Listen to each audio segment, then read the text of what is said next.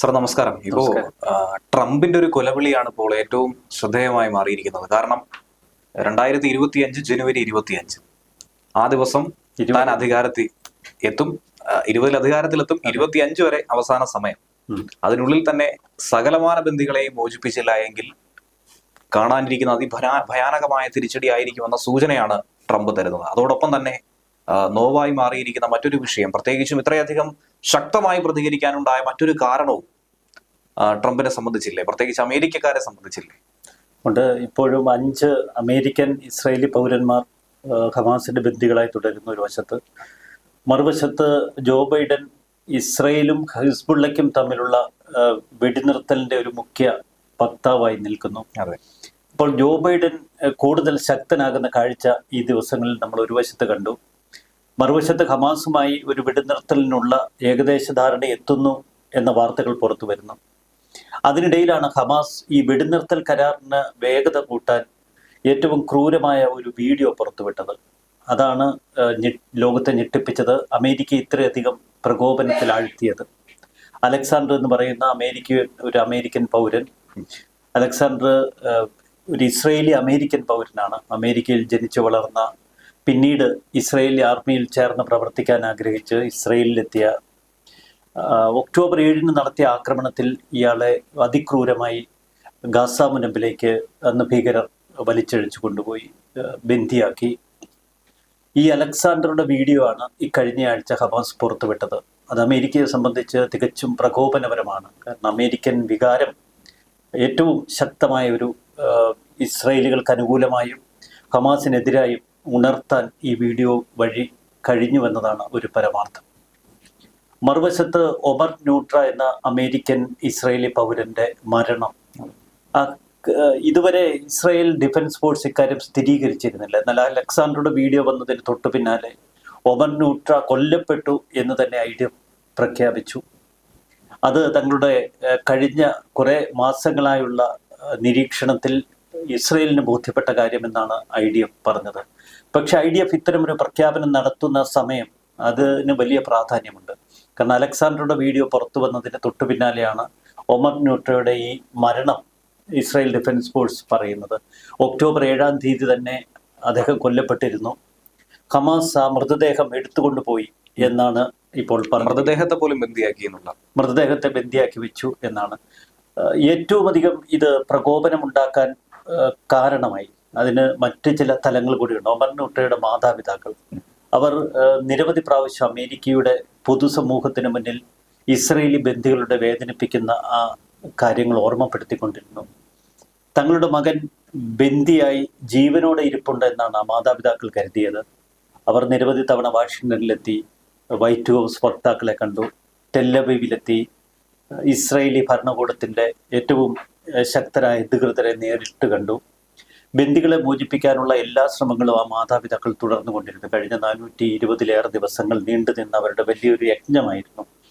പക്ഷെ ഏറ്റവും ഒടുവിൽ തങ്ങളുടെ മകൻ കൊല്ലപ്പെട്ടു എന്ന വാർത്ത, അത് അക്ഷരാർത്ഥത്തിൽ ആ മാതാപിതാക്കളെ നടുക്കുന്നത് മാത്രമല്ല, അമേരിക്കൻ ഭരണകൂടത്തിന് നേർക്കുള്ള ഒരു ചോദ്യചിഹ്നവുമായിരുന്നു. ഇത്രയും കാലം എന്തിന് ആ ബന്ദികൾ ഇത്തരത്തിൽ തടവിൽ തുടരാൻ അനുവദിച്ചു എന്ന ചോദ്യം. ഈ ദിവസങ്ങളിൽ അമേരിക്കൻ മാധ്യമങ്ങൾ ഇതിന് വലിയ വാർത്താ പ്രാധാന്യം കൊടുക്കുന്നു. എന്തുകൊണ്ട് ആ ബന്ദികൾക്ക് വേണ്ടി അമേരിക്ക നേരത്തെ ശക്തമായ ഇടപെടലുകൾ നടത്തിയില്ല എന്ന ചോദ്യം. അതിൻ്റെ പിന്നാലെയാണ് ജോ ബൈഡൻ ചില നീക്കങ്ങളുമായി രംഗത്തെത്തിയത്. ബന്ദികളെ വിട്ടുകിട്ടാൻ മറ്റു ചില സമവായ ഫോർമുലകൾക്കാണ് ജോ ബൈഡൻ ശ്രമിച്ചത്. കൈറോ കേന്ദ്രീകരിച്ച് നടത്തിയ തുടർ ചർച്ചകൾ, അതിൽ ഹമാസിന്റെ പ്രതിനിധികൾ മാത്രമല്ല ടർക്കിഷ് പ്രതിനിധികളും ഉൾപ്പെട്ടിരുന്നു. അപ്പോൾ ഹമാസുമായുള്ള ആ ഒരു വെടിനിർത്തൽ ചർച്ചയ്ക്ക് ജോ ബൈഡൻ തയ്യാറാക്കിയ ഫോർമുല ടർക്കിയും ഈജിപ്തും ചേർന്ന ഒരു നയതന്ത്ര സംഘത്തിലൂടെയാണ്. ഇതിനിടയിലാണ് ട്രംപ് തന്റെ ട്രംപ് കാർഡ് പുറത്തിട്ടത്. ട്രംപ് പറഞ്ഞത് ആ ഹമാസിനെ ഞാൻ നരകത്തിലേക്ക് അയക്കുമെന്നാണ്.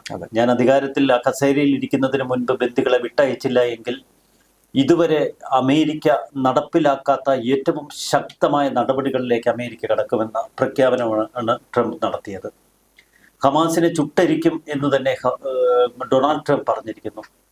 ട്രംപിന് തൻ്റെ വാക്കുകൾ വിഴുങ്ങാൻ കഴിയില്ല, കാരണം വിഴുങ്ങാനുള്ള സമയമില്ല. അദ്ദേഹം അധികാരത്തിൽ വന്നാൽ അതിന് തൊട്ടു പിന്നാലെ ശക്തമായ നടപടികൾ കൈക്കൊള്ളാൻ നിർബന്ധിതനായിരിക്കുന്നു. ഈ കഴിഞ്ഞ ദിവസം ശനിയാഴ്ച ഡിന്നറിന് ഡൊണാൾഡ് ട്രംപിനൊപ്പം ഉണ്ടായിരുന്ന വ്യക്തി, അതാണ് അതിൽ ഏറ്റവും പ്രാധാന്യമുള്ളത്. ഫ്ലോറിഡയിലെ ട്രംപിൻ്റെ ഈ ഗോൾഫ് റിസോർട്ടിൽ ട്രംപിനൊപ്പം അത്താഴ വിരുന്നിന് ഒപ്പമുണ്ടായിരുന്നത് സാറ നെതന്യാഹുവാണ്, നെതന്യാഹുവിൻ്റെ ഭാര്യ. സാറയുടെ കണ്ണീർ എന്നാണ് ഇക്കാര്യത്തെ പാശ്ചാത്യ മാധ്യമങ്ങൾ വിശേഷിപ്പിക്കുന്നത്. സാറ ട്രംപിന് മുന്നിൽ ഈ ബന്ദികളുടെ അവസ്ഥ തന്നെയാണ് തുറന്നു പറഞ്ഞത്. ബന്ദികളെ ഇപ്പോഴും തടവിൽ വെച്ച് വിലപേശുന്ന ഹമാസിനെ വെറുതെ വിടാൻ പാടില്ല. ആ ഒരു സന്ദേശം പൂർണ്ണമായ അർത്ഥതലങ്ങളിൽ ട്രംപ് സ്വീകരിച്ചു എന്ന് വേണം നമുക്ക് ഇതിൽ നിന്ന് മനസ്സിലാക്കാൻ. സാറ നെതന്യാഹുവുമായുള്ള കൂടിക്കാഴ്ച പിന്നിട്ട് 2 ദിവസങ്ങൾ കഴിഞ്ഞപ്പോഴാണ് ട്രംപ് ട്രൂത്ത് എന്ന തൻ്റെ സോഷ്യൽ മീഡിയ പ്ലാറ്റ്ഫോമിൽ ഏറ്റവും ഹൃദയസ്പർശിയായി കുറിപ്പിട്ടിരിക്കുന്നത്. ഹൃദയസ്പർശിയായ കുറിപ്പെന്ന് ഇതിനെ നമ്മൾ പറയുമ്പോൾ മറുതലത്തിൽ ഏറ്റവും ശക്തമായ സന്ദേശമാണ് ട്രംപ് ലോകത്തിന് നൽകിയിരിക്കുന്നത്. ഇതിന് തൊട്ടു പിന്നാലെ ജോ ബൈഡന്റെ പ്രതികരണങ്ങളിലും ചില മാറ്റങ്ങൾ പ്രകടമാണ്. ജോ ബൈഡൻ പറയുന്നു, ബന്ദികളെ വിട്ടയക്കുന്ന ക്രെഡിറ്റ് ഡൊണാൾഡ് ട്രംപ് എടുത്തോട്ടെ, എനിക്കതിൽ വിഷമമില്ല, പക്ഷേ ബന്ദികൾ വിട്ടയക്കപ്പെടണം. അപ്പോൾ ജോ ബൈഡന്റെ അനുരഞ്ജന സംഭാഷണങ്ങളും വെടിനിർത്തൽ ചർച്ചകളുമല്ല ഇവിടെ വേണ്ടത്, ശക്തമായ നടപടികൾ തന്നെയാണ് എന്ന സന്ദേശം ഡൊണാൾഡ് ട്രംപ് തൻ്റെ ട്രൂത്ത് സോഷ്യൽ മീഡിയ പോസ്റ്റിലൂടെ ലോകത്തിന് മുന്നിൽ വയ്ക്കുന്നു. ഇത് ജോ ബൈഡനുള്ള ശക്തമായ സമ്മർദ്ദമാണ്. മറുവശത്ത് ഇസ്രായേലിന്റെ നീക്കങ്ങൾ വളരെ കരുത്തുറ്റതാകുന്നു, കൂടുതൽ അപകടകരമാകുന്നു. ഇന്നലെ ഗാസ മുനമ്പിലെ 2 വീടുകൾ കേന്ദ്രീകരിച്ച് ഇസ്രായേൽ നടത്തിയ ആക്രമണങ്ങളിൽ 15 പേരാണ് കൊല്ലപ്പെട്ടത്. ഈ 2 മാസത്തിനിടയിൽ വടക്കൻ ഗാസയിൽ മാത്രം 3600 പേർ കൊല്ലപ്പെട്ടു. പക്ഷെ ഇതുവരെ ബന്ദികളുടെ അടുക്കൽ എത്താൻ ഇസ്രായേൽ സേനയ്ക്ക് കഴിഞ്ഞില്ല എന്ന പരിഹാസം അവർ നേരിടുന്നുണ്ട്. അതിന് ചില ഉത്തരമാണ് അലക്സാണ്ടറുടെ വാക്കുകൾ. ഏതെങ്കിലും തരത്തിൽ ബന്ദികളുടെ അടുക്കലേക്ക് സൈന്യം എത്തിയാൽ ഞങ്ങൾ ജീവിച്ചിരിക്കില്ല എന്ന സൂചന ആ വീഡിയോയിലുണ്ട്. പലപ്പോഴും ഈ സൂചന ഇസ്രായേൽ ഡിഫൻസ് ഫോഴ്സ് തന്നെ നൽകിയിട്ടുണ്ട്. മുൻപ് 6 ബന്ദികളുടെ ആ മരണത്തിന് പിന്നിൽ തങ്ങളുടെ സൈനിക നീക്കങ്ങൾ കാരണമായി എന്ന് IDF സമ്മതിച്ചു. ബന്ദികൾക്ക് അരികിലെത്തുന്നതിന് മുൻപ് തന്നെ അവരെ കൊന്നെറിഞ്ഞ് ഈ ഹമാസ് ഭീകരർ ഒളിച്ചു എന്നുള്ള വാർത്ത IDF തന്നെയാണ് പുറത്തുവിട്ടത്.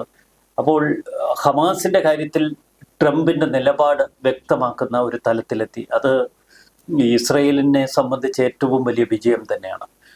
നെതന്യാഹു വെടിനിർത്തൽ കരാർ എന്ന ഒരു ഫോർമുലയോട് തുടക്കം മുതൽ വിയോജിപ്പ് തന്നെയാണ് പ്രകടിപ്പിച്ചത്. കാരണം നെതന്യാഹുവിനെ പിന്തുണയ്ക്കുന്ന തീവ്ര വലതുപക്ഷമുണ്ട്.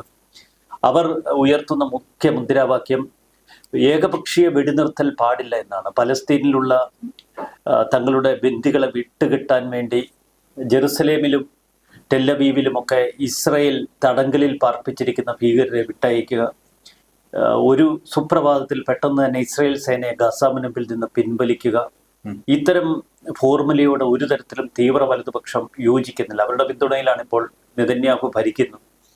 അപ്പോൾ അവർക്ക് നേരെ കാതുകുട്ടിയടയ്ക്കാൻ നെതന്യാഹുവിന് കഴിയില്ല. നെതന്യാഹു തന്നെ നിലപാട് വ്യക്തമാക്കിയിട്ടുണ്ട്. ഗാസ മുനമ്പിലെ സൈനിക സാന്നിധ്യം പൂർണ്ണമായി ഒഴിവാക്കില്ല എന്ന നിലപാടാണ് ഇപ്പോഴും നെതന്യാഹു സ്വീകരിച്ചിരിക്കുന്നത്. എന്നാൽ വെടിനിർത്തലിന് തൊട്ടു മുൻപ് ഈ കഴിഞ്ഞ ദിവസങ്ങളിൽ പലസ്തീൻ അതോറിറ്റിയും ഹമാസും തമ്മിൽ ചില ചർച്ചകൾ കെയ്റോ കേന്ദ്രീകരിച്ച് നടക്കുന്നു എന്ന വാർത്തകൾ നമ്മൾ കേട്ടു.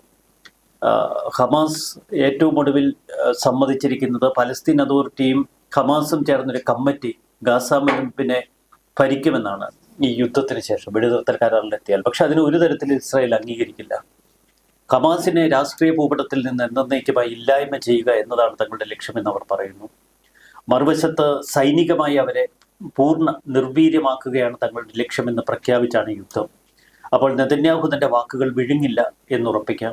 മറുവശത്ത് ട്രംപ് കൂടുതൽ ശക്തമായി നെതന്യാഹുവിനും ഇസ്രായേലിനും പിന്തുണ നൽകുമ്പോൾ അത് ഈ യുദ്ധതലത്തിൽ വലിയൊരു മാറ്റത്തിന് തുടക്കമിട്ടിരിക്കുന്നു. ഇപ്പോൾ തന്നെ ഏറ്റവും ആശങ്ക ഉയർത്തിയ ഒരു വിഷയം എന്ന് പറയുന്നത് ഈ പറയുന്ന ബന്ദികളിൽ പലരും ഇപ്പോൾ ജീവിച്ചിരിക്കില്ല. നേരത്തെ തന്നെ നമ്മൾ ചർച്ചകളിൽ പരാമർശിച്ചതാണ്. മരണപ്പെട്ട നിരവധി ആളുകൾ ഉണ്ടായിരിക്കാം. എന്നിരുന്നാൽ പോലും അവർക്കൊരു സംരക്ഷണ കവചം എന്ന രീതിയിൽ ഈ മൃതശരീരങ്ങളെ പോലും സൂക്ഷിച്ചു വെക്കുകയാണ് ഹമാസ് ചെയ്യുന്നതെന്നുള്ള ആരോപണം ശക്തമാകുന്നുണ്ട്. എത്ര പേർ ജീവിച്ചിരിപ്പുണ്ട് എന്ന കാര്യത്തിൽ വ്യക്തമായ ഒരു ഉത്തരം പോലുമില്ല. അല്ല, ഇസ്രായേൽ പറയുന്ന 101 ബന്ദികളില് പകുതി ബന്ദികൾ കൊല്ലപ്പെടാനുള്ള സാധ്യതയുണ്ടെന്ന് ഇസ്രായേൽ തന്നെ പറയുന്നുണ്ട്. പക്ഷേ കൂടുതൽ പേർ കൊല്ലപ്പെട്ടാൽ ഏറ്റവും മൃഗീയമായ ആക്രമണങ്ങൾക്ക് ഇസ്രായേൽ ഇറങ്ങിത്തിരിക്കും. അതാണ് ഈ ലോകം ഭയപ്പെടേണ്ട മറ്റൊരു വസ്തുത. അങ്ങനെ വരുമ്പോൾ ഇസ്രായേലിനെ പിടിച്ചു കെട്ടാനായി മറ്റു രാജ്യങ്ങളൊന്നും തന്നെ ഉണ്ടാകില്ല. ഇനിയിപ്പോൾ ബൈഡൻ മാറി ട്രംപാണ് അധികാരത്തിൽ വരുന്നതെങ്കിൽ അതിഭീകരമായ ഒരു തിരിച്ചടി തന്നെ ആയിരിക്കും ഹമാസിനെ കാത്തിരിക്കുന്നത് എന്നുള്ള കാര്യത്തിൽ ഒരു സംശയവുമില്ല. ട്രംപിനെ സംബന്ധിച്ച് 5 അമേരിക്കൻ പൗരന്മാർ ഇപ്പോഴും ഇവരുടെ തടങ്കലിൽ നിൽക്കുന്നു. അതിൽ ഒരാൾ കൊല്ലപ്പെട്ടു എന്ന വാർത്ത. മറ്റ് 4 പേർ അവരുടെ ജീവൻ സംരക്ഷിക്കുക തന്റെ ഏറ്റവും വലിയ ദൗത്യമായി ട്രംപ് കരുതുന്നുണ്ട്. തെരഞ്ഞെടുപ്പ് പ്രചരണ വേളയിൽ ഇക്കാര്യം ട്രംപ് അടിവരയിട്ട് പലവട്ടം പറഞ്ഞിരുന്നു. ഹമാസിനോട് അനുരഞ്ജന സംഭാഷണമല്ല, ശക്തമായ മിലിറ്ററി ഓപ്പറേഷനുകളിലൂടെ ആ ബന്ദികളെ വീണ്ടെടുക്കണമെന്നാണ് തുടർച്ചയായി ട്രംപ് ആവശ്യപ്പെട്ടത്. താൻ വിജയിച്ചതിന് തൊട്ടു പിന്നാലെ നെതന്യാഹുവിന് നൽകിയ ഉപദേശവും അത് തന്നെയായിരുന്നു. താൻ കസേരയിൽ ഇരിക്കുന്നതിന് മുൻപ് ആ ജോലി അങ്ങ് തീർത്തേക്കണമെന്ന്. അപ്പോൾ ട്രംപിന് ഇക്കാര്യത്തിൽ വ്യക്തമായ നിലപാടുണ്ട്. അത് ആക്രമണത്തിന്റെ കൂടുതൽ കലുഷിതമാകുന്ന ഒരു യുദ്ധതലത്തിന്റെ നിലപാട് തന്നെയാണ്. ഇപ്പോ ഒരു ഇടവേളയ്ക്ക് ശേഷം വീണ്ടും പശ്ചിമേഷ്യയിൽ ഇസ്രയേലും ഹിസ്ബുള്ള വീണ്ടും ഒരു ആക്രമണത്തിലേക്ക് ഇന്നലെ ഷെല്ലാക്രമണം നടത്തി, മോട്ടാർ ആക്രമണം നടത്തി എന്നുള്ള ഒരു വാർത്ത പുറത്തു വരുന്നുണ്ട്. തിരിച്ച് ഒരു പ്രത്യാക്രമണത്തിലേക്ക് ഇസ്രായേൽ പോകരുത് എന്നുള്ള ഒരു മുന്നറിയിപ്പും അമേരിക്ക നൽകിയതായി മനസ്സിലാക്കാൻ കഴിയുന്നുണ്ട്. അത് ഒരു ദിവസം മുൻപ് ഇസ്രായേലിനോട് അമേരിക്ക ഒരു മുന്നറിയിപ്പ് നൽകി, നിങ്ങൾ തുടർച്ചയായി വെടിനിർത്തൽ കരാർ ലംഘിക്കുന്നത്. ഓസ്റ്റൈൻ ആണ് അത് പറഞ്ഞത്. കാരണം വെടിനിർത്തൽ കരാറിന്റെ സൂപ്പർവിഷൻ ചാർജുള്ള അമേരിക്കൻ വക്താവാണ് ഓസ്റ്റൈൻ. അപ്പൊ ഓസ്റ്റൈൻ പറഞ്ഞു ഇസ്രായേൽ തുടർച്ചയായി വെടിനിർത്തൽ കരാർ ലംഘിക്കുന്നുവെന്ന്. പക്ഷെ അതിന് തുടർച്ചയായി ഹിസ്ബുള്ള നടത്തിയ ഒരു മോട്ടാർ ആക്രമണമാണ് ലോകം കാണുന്നത്. ഇതോടെ ഇസ്രായേലിന്റെ സർവ്വ നിയന്ത്രണവും വിട്ടു. അവർ ഇന്ന് രൂക്ഷമായ പ്രത്യാക്രമണമാണ് നടത്തുന്നത്. പക്ഷെ അമേരിക്ക ഇന്ന് നടത്തിയ പ്രതികരണം വളരെ ശ്രദ്ധേയമാണ്. അമേരിക്ക പറഞ്ഞത് ഹിസ്ബുള്ളയുടെ ഭാഗത്തു നിന്ന് വെടിനിർത്തൽ ലംഘനമുണ്ടായി എന്നത് വാസ്തവമാണ്, പക്ഷേ ഒരു സമചിത്തത ഇസ്രായേൽ കാണിക്കണം എന്നാണ്. ഇവിടെ ഒരു ക്ഷമ ഇസ്രായേലിന്റെ ഭാഗത്തു നിന്ന് ഉണ്ടാകണമെന്ന് തുടർച്ചയായി അമേരിക്ക ആവശ്യപ്പെടുന്നു. ഇസ്രായേൽ ഇതൊരു തക്കമായി കണ്ട് മറ്റൊരു തലത്തിൽ തങ്ങളുടെ ആക്രമണം കൂടുതൽ ശക്തമാക്കി. ഇന്ന് ഡമാസ്കസിന് തൊട്ടടുത്ത് ഡമാസ്കസ് എയർപോർട്ടിന് തൊട്ടടുത്ത് ഒരു കാർ ലക്ഷ്യമാക്കി അതിശക്തമായ ആക്രമണം നടത്തി. കാർ തവിടുപൊടിയായി. അപ്പോൾ ഇസ്രായേൽ ഇതിനിടയിലൊക്കെ തങ്ങളുടെ ലക്ഷ്യം കാണുന്നുണ്ട്. ഹിസ്ബുള്ളയുടെ ചില കമാൻഡർമാർ ആ കാറിൽ യാത്ര ചെയ്യുമ്പോഴാണ് ഇത്തരം ഒരു ആക്രമണം നടത്തിയത് എന്ന വിവരം ഇപ്പോൾ പുറത്തു വരുന്നു. അപ്പോൾ ലെബനിൽ മാത്രമല്ല സിറിയയിലേക്കും അവരുടെ കണ്ണുകൾ, ആ ചാരക്കണ്ണുകൾ ശ്രദ്ധ പൂർണ്ണമായും ഇസ്രായേൽ നിലനിർത്തിയിട്ടുണ്ടെന്ന് വ്യക്തമാക്കുന്നതാണ് ഈ നീക്കങ്ങൾ. സിറിയൻ ആഭ്യന്തര യുദ്ധം മറ്റു തലങ്ങളിലേക്ക് വ്യാപിക്കുന്നു. അമേരിക്കയ്ക്കും വലിയ ഭയപ്പാടുണ്ട്. അമേരിക്ക ടർക്കിയോട് ഇന്ന് ആവശ്യപ്പെട്ടിരിക്കുന്നത് ടർക്കിഷ് പിന്തുണയിൽ സിറിയയുടെ ഔദ്യോഗിക സേനയുമായി യുദ്ധത്തിൽ ഏർപ്പെട്ടിരിക്കുന്ന HTSനെ നിയന്ത്രിക്കണമെന്നാണ്. മറുഭാഗത്ത് ചില ടർക്കിഷ് അനുകൂല മിലിഷ്യകളുണ്ട്. അവരോടും അവരുടെ ആക്രമണം മയപ്പെടുത്താൻ ടർക്കി ഭരണകൂടം ഇടപെടണമെന്നാണ് അമേരിക്ക പറഞ്ഞിരിക്കുന്നത്. കാരണം അമേരിക്ക അതിനെ മറ്റൊരു തലത്തിലേക്ക് എസ്കലേറ്റ് ചെയ്യാൻ ആഗ്രഹിക്കുന്നില്ല. സിറിയൻ മണ്ണിലെ ആഭ്യന്തര യുദ്ധം അതും ഇസ്രായേലിന് തീർച്ചയായിട്ടും കൂടുതൽ കരുത്ത് പകരുന്നതാണ് ഇപ്പോൾ സിറിയയിലെ ഈ നീക്കങ്ങൾ. കാരണം ടർക്കിയുടെ ശ്രദ്ധ പൂർണ്ണമായി സിറിയയിലേക്ക് തിരിഞ്ഞിരിക്കുന്നു. ഇറാൻ സിറിയയിൽ ഏത് തലത്തിൽ ഇടപെടണം എന്ന വലിയ ആശങ്കയിലാണ്. റഷ്യയും ഇപ്പോൾ ഏറെക്കുറെ ആശയക്കുഴപ്പത്തിലാണ്. കാരണം ആദ്യത്തെ 2 ദിവസം വ്യോമാക്രമണമൊക്കെ നടത്തി സിറിയൻ ഔദ്യോഗിക സേനയെ സഹായിക്കാൻ ശ്രമിച്ചുവെങ്കിലും അലപ്പോ നഗരം വിട്ടുകിട്ടിയിട്ടില്ല. അലപ്പോ നഗരത്തിൽ ഇപ്പോൾ HTS കൂടുതൽ ശക്തമായി പിടിമുറുക്കി. അലപ്പോ നഗരത്തിൽ നിന്ന് വീണ്ടും ഡമാസ്കസ് ദിശയിലേക്ക് അവർ തിരിഞ്ഞിരിക്കുന്നു എന്ന വാർത്തയാണ് പുറത്തു വരുന്നത്. ഇദ്ലിബ് പ്രദേശങ്ങളിൽ ഏകദേശം 55ഓളം ചെറുപട്ടണങ്ങൾ അവർ പൂർണ്ണമായി കൈപ്പിടിയിൽ ഒതുക്കി. അപ്പോൾ അലപ്പോയും കടന്ന് മുന്നോട്ട് പോകുന്ന ഒരു ഘട്ടം, അതാണ് ഏറ്റവും അപകടകരമായ അവസ്ഥ. മറുവശത്തേക്ക് കിഴക്കൻ മേഖലയിലേക്ക് വീണ്ടും ടർക്കിയുടെ വലതു ഭാഗത്തുള്ള കിഴക്കൻ മേഖലയിലേക്ക് അവർക്ക് നീങ്ങുക അത്ര എളുപ്പമല്ല. കാരണം അത് കുർദ് ഫോഴ്സുകളുടെ കയ്യിലാണ്. SDF സിറിയൻ ഡെമോക്രാറ്റിക് ഫ്രണ്ടിന്റെ കയ്യിലുള്ള മേഖലയാണ്. പക്ഷെ അലപ്പോ നഗരത്തിൽ വലിയ തോതിൽ ഇന്നലെ അവർ കുർദുകളെ കൊന്നൊടുക്കി. മറ്റ് ചില ന്യൂനപക്ഷ വിഭാഗങ്ങളെ, ഷിയ ന്യൂനപക്ഷ വിഭാഗങ്ങളെ അവർ കൊന്നൊടുക്കി എന്ന വാർത്ത പുറത്തു വന്നിരുന്നു. പക്ഷെ കുർദുകളുടെ നേർക്കുള്ള ആക്രമണം അത് HTSനെ സംബന്ധിച്ച് ദോഷം ചെയ്യും. കാരണം അതിഭയാനകമായ പ്രത്യാക്രമണത്തിനുള്ള കരുത്ത് അവർക്കുണ്ട്. പക്ഷെ കുർദ് ഫോഴ്സ് SDF തിരിഞ്ഞടിക്കണമെങ്കിൽ അതിന് അമേരിക്കയുടെ പിന്തുണ വേണം. അമേരിക്കൻ ആയുധങ്ങളാണ് അവർ മുഖ്യമായി ആശ്രയിക്കുന്നത്. അതുകൊണ്ടാണ് ടർക്കിയോട് അമേരിക്ക പറഞ്ഞിരിക്കുന്നത് നിങ്ങളുടെ ആക്രമണം ഭയപ്പെടുത്തണമെന്ന്. ഇല്ലെങ്കിൽ ടർക്കിയും ഒരു വശത്ത് അമേരിക്കയും തങ്ങളുടെ ഈ മിലിഷ്യകൾക്ക് വേണ്ടി ആയുധമൊഴുകുന്ന ഒരു ഘട്ടത്തിൽ കാര്യങ്ങൾ എത്തും. അവിടെ അസാദ് ഭരണകൂടത്തിന് വലിയ കാര്യങ്ങളൊന്നും ചെയ്യാനുണ്ടാവില്ല. ഇതിലേതെങ്കിലും ഒരു വിഭാഗം അസാദിനെ ലക്ഷ്യമാക്കി, ദമാസ്കസ് ലക്ഷ്യമാക്കി നീങ്ങിയാൽ അട്ടിമറി പോലും സാധ്യമാകും. അപ്പോൾ അസാദ് ഭരണകൂടം താഴെ പോകണമെന്ന് ഇസ്രായേൽ ആഗ്രഹിക്കുന്നില്ല, അമേരിക്ക ആഗ്രഹിക്കുന്നില്ല. എന്തിനേറെ ടർക്കി പോലും ആഗ്രഹിക്കാൻ ഇടയില്ല. കാരണം എല്ലാവരുടെയും നിയന്ത്രണത്തിനപ്പുറത്തേക്ക് ഇത് ഒരു ഭീകര സംഘങ്ങളുടെ കയ്യിലേക്ക് സിറിയ ചെന്നപ്പെടും. അത് കൂടുതൽ അപകടകരമായ അവസ്ഥയില്ല. ഇപ്പോൾ ഐസിസിന്റെ അഭാവത്തിൽ ആദ്യം ആക്രമണങ്ങൾക്ക് തുടക്കമിട്ട അൽഖ്വയ്ദയുടെ അഭാവത്തിൽ ഐസിസിന് തുല്യമായ പ്രവർത്തനങ്ങളാണ് ഇപ്പോൾ ഈ ദിവസങ്ങളിൽ HTS പോലുള്ള ഭീകര സംഘങ്ങൾ നടത്തുന്നത്. അതുകൊണ്ട് തന്നെ ലോകം വളരെ സൂക്ഷ്മതയോടെ ഇക്കാര്യങ്ങൾ നോക്കിക്കാണും. അതുപോലെ ഇസ്രയേലും പ്രത്യേക ജാഗ്രതയോടുകൂടി നോക്കി കാണുന്നുണ്ട്. കാരണം ഈ അടുത്തായി പറഞ്ഞത് കെമിക്കൽ വെപ്പൺസ് അടക്കം ഉപയോഗിക്കാനുള്ള അതാണ് ഇസ്രയേൽ ഏറ്റവും ഭയപ്പെടുന്നത്. അതുകൊണ്ടാണ്. കാരണം അസാദ് ഭരണകൂടത്തിന് വലിയ തോതിൽ കെമിക്കൽ വെപ്പണുകളുടെ ഫാക്ടറികളുണ്ട്. അത് പണ്ട് ഭീകര സംഘങ്ങൾ വിമത സേന അന്ന് ഈ കെമിക്കൽ ഫാക്ടറികൾ കൈയടക്കിയതും അവർ ചില ആക്രമണങ്ങൾ നടത്തിയതുമൊക്കെ ഇപ്പോഴും മനുഷ്യരാശിയുടെ മുന്നിലുണ്ട്. അപകടകരമായ 2018 അന്ന് ഈ രാസ ഫാക്ടറികൾ അന്ന് വിമതസേന പിടിച്ചെടുത്തിരുന്നു. അപ്പോൾ സമാനമായ സാഹചര്യം ഉണ്ടാകരുത് എന്ന് ഇസ്രയേലും ആഗ്രഹിക്കുന്നു. കാരണം ഇതൊക്കെ ഹിസ്ബുള്ളയുടെ കയ്യിലെത്തിയാൽ അല്ലെങ്കിൽ ഇസ്രായേലിന്റെ ശത്രുക്കളുടെ പക്ഷത്തെത്തിയാൽ ഭാവിയിൽ ഇത് ഇസ്രായേലിന് ദോഷം ചെയ്യുമെന്ന് അവർക്ക് പോലും അറിയാം. അതുകൊണ്ടാണ് പല തലങ്ങളിൽ ഹിസ്ബുള്ളയെ അവർ ഓരോ നിമിഷങ്ങളിലും അടിച്ചു കളയുന്നു. മറുവശത്ത് 2018 ചരിത്രം എടുത്താൽ ആ കാലഘട്ടത്തിൽ അന്ന് ഇറാൻ ഫോഴ്സിനെതിരെ ഇസ്രായേൽ നടത്തിയത് ഏകദേശം 18ഓളം ആക്രമണങ്ങളാണ്. അന്ന് ഇറാൻ സിറിയയിൽ നിലയുറപ്പിച്ചപ്പോൾ ഇറാനെ ലക്ഷ്യമിട്ട് ഇസ്രായേൽ നിരന്തരം ആക്രമണങ്ങൾ നടത്തി. കാരണം സിറിയയിൽ ഒരു ഇറാൻ സേനാ കേന്ദ്രം ഒരിക്കലും അംഗീകരിക്കില്ല എന്ന നിലപാട് തന്നെയാണ് ഇസ്രായേൽ കൈക്കൊണ്ടിരുന്നത്. ഇപ്പോഴും അത് തന്നെയാണ് കൈക്കൊള്ളുന്നത്. വേണമെങ്കിൽ ഈ ആഭ്യന്തര യുദ്ധം മറയാക്കി ഇറാന് തങ്ങളുടെ സൈനിക കേന്ദ്രം ദമാസ്കസിന് പരിസരങ്ങളിൽ ഇപ്പോൾ തുടങ്ങാൻ കഴിയും. കാരണം അസാദിനെ സംബന്ധിച്ച വലിയ രക്ഷയാണ്. പക്ഷെ ഇസ്രായേലിനെ ഭയന്നിട്ടാണ് അങ്ങോട്ടേക്ക് ഇറാൻ തങ്ങളുടെ സേനാ അവസാന നിമിഷവും ഭയപ്പെടുത്തിക്കൊണ്ടിരിക്കുകയാണല്ലോ ഹിസ്ബുള്ളയുടെ ഈ ആക്രമണം. ഇല്ല, ഒരു കാരണവശാലും ഇസ്രായേൽ ഈ ഇറാൻ സേനയെ സിറിയയുടെ മണ്ണിൽ അനുവദിക്കില്ല. അതുകൊണ്ടാണ് ഇറാഖി ഷിയ മിലിഷ്യകളെ അസാദിന് സഹായത്തിനായി ഇറാൻ അയക്കുന്നത്. അവരുടെ നേരിട്ടുള്ള ഇസ്ലാമിക് റവല്യൂഷണറി ഗാർഡ് കോപ്സിനെ ഒന്നും സിറിയൻ മണ്ണിലേക്ക് വിടാതിരിക്കുന്നതിന്റെ കാരണം അതാണ്. അപ്പോൾ ഇസ്രായേലിനെ സംബന്ധിച്ച് ഹിസ്ബുള്ളയുമായുള്ള വെടിനിർത്തൽ കരാർ അവർ തലപൊക്കിയാൽ അവരെ അടിക്കാനുള്ള ആവർത്തിച്ചുള്ള ശ്രമങ്ങൾ ഒരു വശത്ത്. കാരണം ഹിസ്ബുള്ളയെ നിർവീര്യമാക്കി നിശബ്ദരാക്കിയിട്ടിരിക്കുന്നു. തൊട്ടപ്പുറത്ത് ഹമാസിനെ പൂർണ്ണമായി നിരായുധരാക്കി എന്ന് പറയുമ്പോഴും ഇത് ഹമാസിനെ സംബന്ധിച്ച് അവരുടെ അവസാന നിലനിൽപ്പിന്റെ പോരാട്ടമാണ്. കാരണം ഇവിടെ ഹമാസ് എന്നേക്കുമായി അസ്തമിച്ചാൽ അത് പലസ്തീൻ മണ്ണിൽ പ്രത്യേകിച്ച് ഗാസയിൽ ഹമാസിന്റെ അസ്തിത്വം എന്നേക്കുമായി ഇല്ലാതാക്കപ്പെടുന്നു. അവിടെ മരിച്ചു വീണത് ഏകദേശം 45,000-ഓളം ആളുകളാണ്.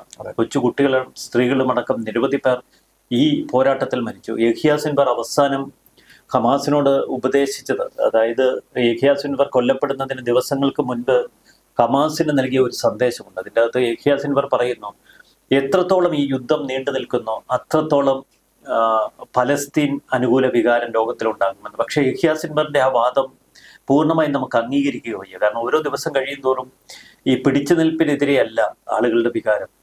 എപ്പോഴും ആ ബന്ദികളെ മറയാക്കി വെച്ചിരിക്കുന്ന ഹമാസ് ക്രൂരതയ്ക്കെതിരെയാണ് ലോകം സംസാരിക്കുന്നത്.